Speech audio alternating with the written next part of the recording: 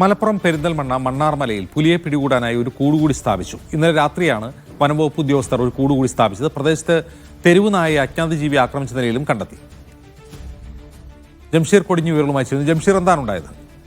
അജിൻസ്, ഇവിടെ നിരവധി തവണയായി മണ്ണാർമലയിൽ പുലി വരുന്ന ഒരു സാഹചര്യം ഉണ്ടാകുന്നു. ആദ്യഘട്ടത്തിൽ ഇത് പുലി വരുന്നു എന്ന്, അല്ലെങ്കിൽ പുലി ഇറങ്ങിയെന്ന് പറഞ്ഞപ്പോൾ വനം വകുപ്പ് അത് പുലിയാണോ എന്ന് സ്ഥിരീകരിക്കാൻ കഴിയില്ല എന്ന് പറഞ്ഞതിന്റെ അടിസ്ഥാനത്തിലായിരുന്നു നാട്ടുകാരുടെ നേതൃത്വത്തിൽ അവിടെ CCTV ക്യാമറ വെക്കുന്ന ഒരു സാഹചര്യം ഉണ്ടായത്. ഈ ക്യാമറയിൽ തന്നെ ഇപ്പോൾ പലതവണ പുലി കുടുങ്ങുന്ന ഒരു സാഹചര്യം ഉണ്ടായി. എന്നാൽ പുലി പിടികൂടാൻ ഒന്നും നടപടികളൊന്നും ഉണ്ടായില്ല എന്നുള്ളതായിരുന്നു ആ നാട്ടുകാരുടെ പ്രധാനപ്പെട്ട ആരോപണം ഉയർന്നിരുന്നത്.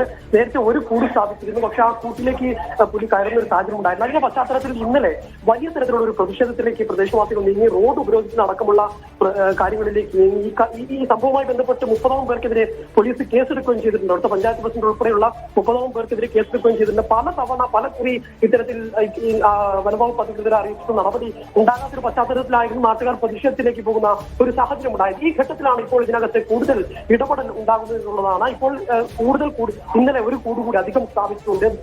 മന്ത്രി ഇപ്പോൾ നിയമസഭയിൽ പറഞ്ഞിരിക്കുന്നു കൂടുതൽ കൂടുകൾ സ്ഥാപിക്കും. മാത്രമല്ല അടിക്കാടുകൾ വെട്ടാനുള്ള നടപടികൾ സ്വീകരിക്കും. അതോടൊപ്പം തന്നെ പുലിയെ കണ്ടാൽ വെടിവെക്കാനുള്ള ഉത്തരവും നൽകിയിട്ടുണ്ട് എന്നുള്ളത് തന്നെയാണ് ഇപ്പോൾ മന്ത്രി പറഞ്ഞിരിക്കുന്നത്. നജീബ് കാന്തപുരം MLA കമ്മീഷനായി മറുപടിയായാണ് മന്ത്രി ഇക്കാര്യം പറഞ്ഞിരിക്കുന്നത് എന്നുള്ളതാണ്. ഏതായാലും കുറെ അധികം നാളുകളായി വലിയ ആശങ്കയിൽ കഴിഞ്ഞിരുന്ന നാട്ടുകാർക്ക് ഒരു ആശ്വാസമായിട്ടാണ് ഇപ്പോഴത്തെ ഒരു സാഹചര്യം ഉണ്ടായിരിക്കുന്നത്. നാട്ടുകാരും ജനപ്രതിനിധികളും പറയുന്നത്. പക്ഷേ അതിനുവേണ്ടി തങ്ങൾ തെരുവിൽ ഇറങ്ങേണ്ടി വന്നു എന്നുള്ളതാണ്. പലതവണ അധികൃതരെ സമീപിച്ചിട്ടും നടപടിയില്ലാത്തൊരു പശ്ചാത്തലമുണ്ട്.